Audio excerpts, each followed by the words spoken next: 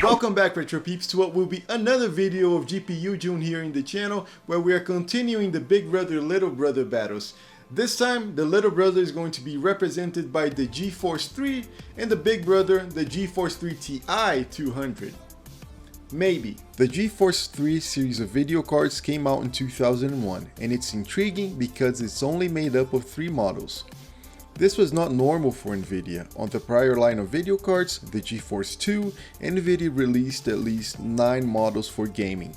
The GeForce 2 GTS, GeForce 2 Pro, GeForce 2 Ultra, GeForce 2 Ti, GeForce 2 Go, and the GeForce 2 MX, MX400, MX200, and 100, besides all the workstation models. So then we had the 3 models for the GeForce 3 in 2001, and when the GeForce 4 came out in 2002, Nvidia finally settled for 2 series of gaming video cards. They reserved the MX termination for the value cards and the Ti termination for the performance video cards. And it released 4 cards of the MX series and 4 cards of the Ti series. So the GeForce 3 series was comprised of the plain GeForce 3, the GeForce 3 Ti 200, and the GeForce 3 Ti 500. So looking at this lineup, I don't know what you would think. I expect the Ti cards to be the performance cards and the plain GeForce 3 to be the value card. Let's take a look at the specs of the cards. The GeForce 3 was released in February of 2001, and it was built with the 150nm process using the NV20 chip. The GPU was clocked at 200 MHz, while the memory was clocked at 230 MHz. It has 4 pixel shaders, 1 vertex shaders, 8 texture mapping units, and 4 render output units. It came with 64 MB of DDR memory and a 128-bit bus. It supported DirectX 8.1, OpenGL 1.5, and on release it costed $399.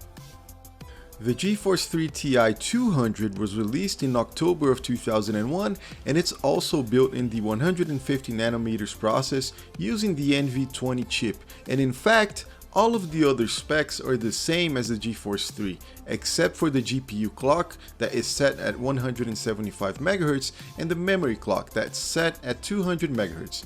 Oh yeah, and there is one major difference. This one costed $149 on release.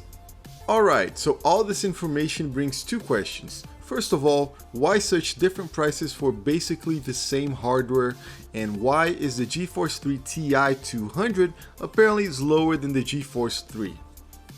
There's one simple answer: competition. At the beginning of 2001, Nvidia released the GeForce 3 for $399. In the middle of 2001, ATI released the Radeon 8500 that was superior to the GeForce 3 for $299. In October, Nvidia released the GeForce 3 Ti 200 for $169 that was inferior but much cheaper, and ATI in turn launched the Radeon 8500 LE for $199. Not cheaper, but it offered competition. With the Ti 200, Nvidia also released the Ti 500 for $349 with clock boosted over the Ti 200 to get closer to the Radeon 8500. Now that we have contextualized a bit, let's get to the battle of the true big brother, the GeForce 3 versus the little brother, the GeForce 3 Ti 200.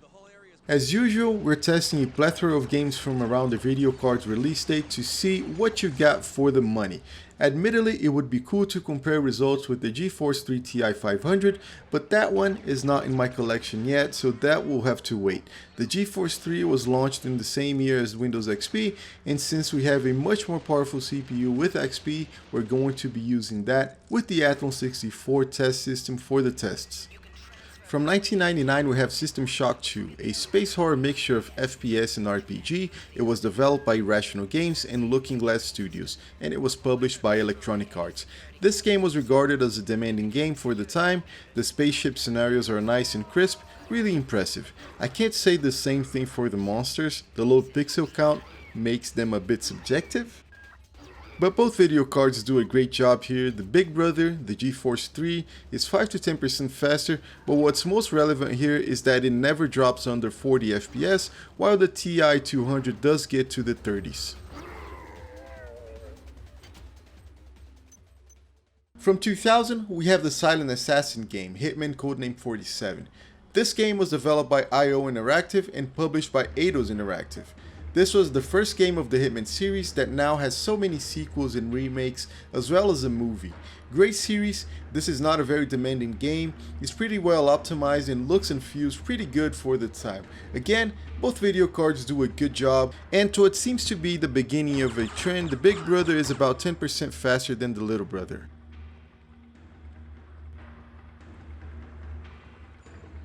From 2001, we have Max Payne. It was developed by Remedy Entertainment and published by Gathering Developers.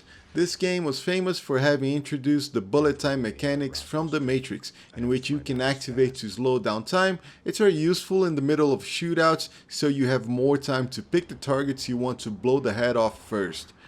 Both cards do a great job, staying close to 60 FPS. No surprise to anyone, the big brother does about 10 to 15% faster than the little brother.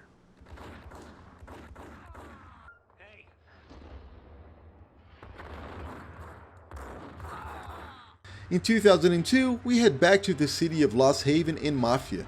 Developed by Illusion Softworks and published by Gathering Developers, this was also the first game of the series, and it spawned 3 sequels and a remake. It doesn't have a live action movie yet, and I don't know why, because it sure as hell deserves one. This one is much more demanding than the other games we tested because it takes place in an open world and one that looks pretty good for the year 2002. In this game, both cards are being pushed a bit out of the comfort zone at 1280 by 1024, but still an acceptable playing experience, with the 10% advantage to the big brother continuing the trend.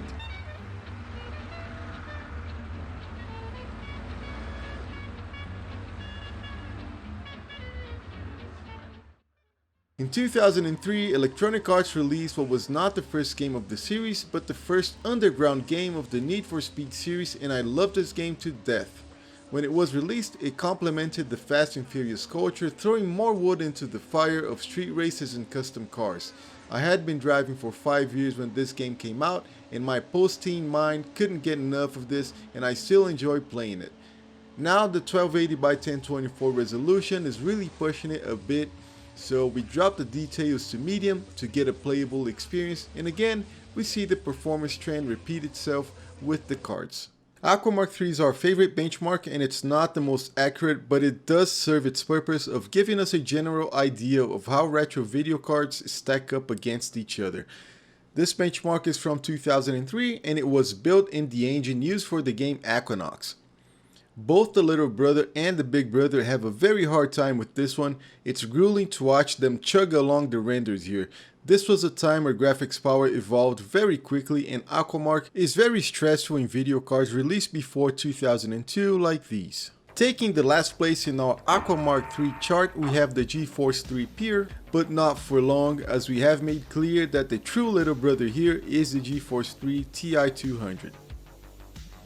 The GeForce 3 is a really interesting line of cards. Like so many other hardware releases, it was king when it came out, but it was soon surpassed by the competition. To me, it's still an impressive card. It's miles ahead of the TNT cards we tested a few weeks ago here in the channel, and it's capable of running many games at 1280 by 1024. The GeForce 3 is the better card here, but only by a slight margin, and the GeForce 3 Ti200 for $149 that costed at the time from $399 of the GeForce 3 sounds like a steal to me. So I hope you got some useful information or at least had some fun. Don't forget to subscribe to the channel, click the bell icon, like the video if you think retro gamers are going to rule the world, dislike the video if you're waiting for a second Inquisition where they're going to make us burn all of our retro games, and I'll see you next time.